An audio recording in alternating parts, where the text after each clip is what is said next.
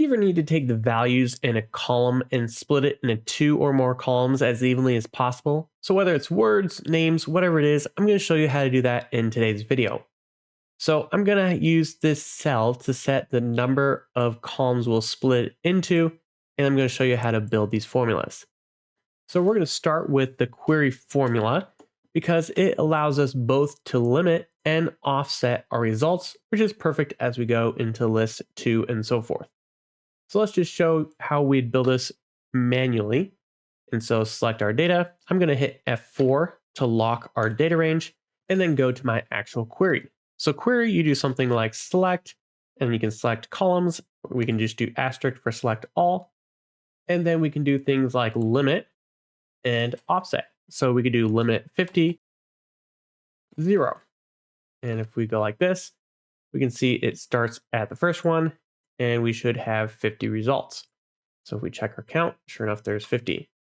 So if we offset by 5, we can see it goes down to babies. And so it skips these first 5, and then it again returns 50. So this is the basis of what we're going to use, but we don't want to set all these manually, because if we drag this over, we need to make sure this one was 0, and then we want to offset this one by 50. And then you can see our first column ends in gentle. Our next one is motionless, which is what this starts with. So this is essentially the logic that we need, but we need to be able to do these automatically based on how many columns that we want. So what we're going to do is, starting with our first one, we're going to create this one, and we don't need the offset on the first one because we're going to start at 0. So we just need a way to come up with our limit. So our limit is going to be based on how many columns we have. And so what we can do here is we can get outside of this string, and then we can use ampersand and add another function. And so here we're going to basically count how many we have here, divide by the columns, and give us that amount. And so let's just do count, and then we can select our column there, hit F4 just to lock that, and then divide by our reference point here. And so what this result is, if we hover over this, is 250. So at this point, we should have the full set right there. And sure enough, we do. So if we go to 2 here, this should be half. So if I come down here, we have 125. So our full result is 250. So this is, again, splitting into that number. So if we go to 5, this should be 50. Sure enough, there it is. So this part is working great. We hover over this, there again, 50. So this part is fine. Now we will run into a scenario where if we do 4, we're running into an issue because this is not a round number. 62.5 is not an even number, so it can't do half a row. So the way we'd solve this is do round. And then there we go. So this gives us 63. So with what we're going to do later, we're actually going to do round down. And then that will give us 62. And then we'll handle that one here in a moment. So let's first of all create our basic formula for the rest of our lists. And then we'll come back and take care of that offset. So again, we're going to start with query. And then again, we're going to pick our data here. And what I'm doing is I'm just deleting the end row reference and then hit F4. And then here we're going to do very similar, select all. And then we're going to do, again, a limit. And we can use that same one. So let's come over here. We'll use this same one and add it over here. Add a space there. There we go. So that part's fine. Now we just need to add our offset. And so to get back into our query string, because we stopped it, use this asterisk, and then did our function. So to get back into our query string, to continue, we'll do another ampersand and double quotes. And then inside these double quotes, we can continue. So here we could do an offset. We could do manually, right? 50. And there we start at motionless. So first one, we have 62. So technically this one we want to offset by 62. And then we have interrupt, which would be right after beef. So interrupt, there we go. So that's manually working, but we want to be able to generate this automatically. And so again, we're going to come outside of this, do an ampersand. And then what we're going to do is a count of how many results we have over here. So if we do this, now we have this generating automatically. So there's our 62. So at this point, we're kind of working. And so if I lock this B1 and I lock this, it kind of works, except for if I drag it over, it's not counting column D. And so what I need to do here is remove that dollar sign before this C. And so then when we drag it over, instead of staying in column C, it's now CND.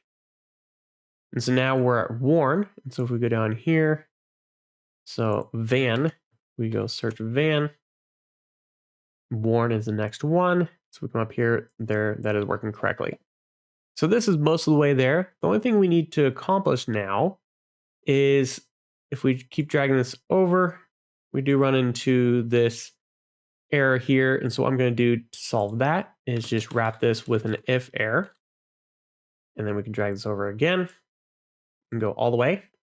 And so now if I go to 6, for example, or 9, you can see that's mostly working. We just have this issue with a couple extra showing up over here.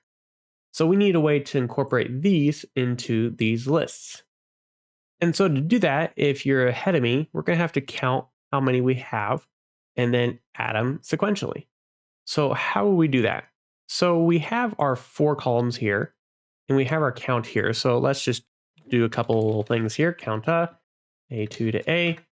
So there's our 250. So if we're dividing this by this is how many we want to show up. And we are doing a round down. There's our 62. And then we basically need to determine how many are we missing. So ideally, we're going to come up with 2, right? And so if we do this count again and count those, so 250 minus this times this. And there we go. There's a result, 2. So now what we need to do is if we have a leftover amount, we want to add 1 to each of these. Because basically, we're not going to have more than the number of columns we have. Otherwise, there wouldn't be a leftover. So what I'm going to do now is I'm going to combine this part into this. And so that was my B2 here. And now I have this in a single cell. So what I can do here is I'm going to lock these real quick. And then I'm going to incorporate this into our results. So we have our limit here, and then we have a number, right? And so what I need to do is plus, and then I'm going to do an if statement. And so if we have a leftover, so if it's greater than 1, we'll do plus 1, otherwise 0. So you can immediately see we dropped 1 there. And so if I scroll down, there's an extra 1. And so the reason why this is happening is here's our original 62. And then if I select this, we're showing 1 because this part is true. Is this greater than 0? Yes. So now we just need to take this and add it to the rest of ours. So let me copy this and then bring it over here. And then again, we're going to, I think the plus is in there. Yes, it is. So we can do the same count. But in this one, we could do manually. We could do, is it greater than 1? And theoretically that works. But then I'm going to have to drag this over and change this one to 2 and so forth. So what I need to do here is instead of greater than 1, I want to change this to a dynamic. And so how can we change this into a number automatically based on the column we're in? So there's a function called column. And if I take a cell here, then that's 2. If I copy and paste it over here, column H2 is column 8. So in this one, it's greater than 0. So if we could convert this column into 0, so let's just check this out. So C1, and so greater than 0 would mean this minus 3. So if we take this, and then we could put it in here. And then we can go over here and we could do column D1 minus 3. There we go.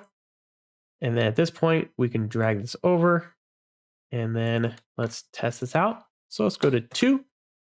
So this one should be equal. And sure enough, we are.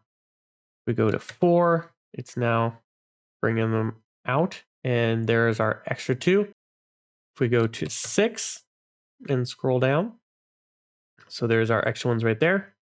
So now it's distributed equally as possible across those, just like that. All right, so that is it for today's video on splitting a list of words into columns. Make sure to check out the other videos on our channel for more tutorials on both Google Sheets and AppScript. And as always, have a great day.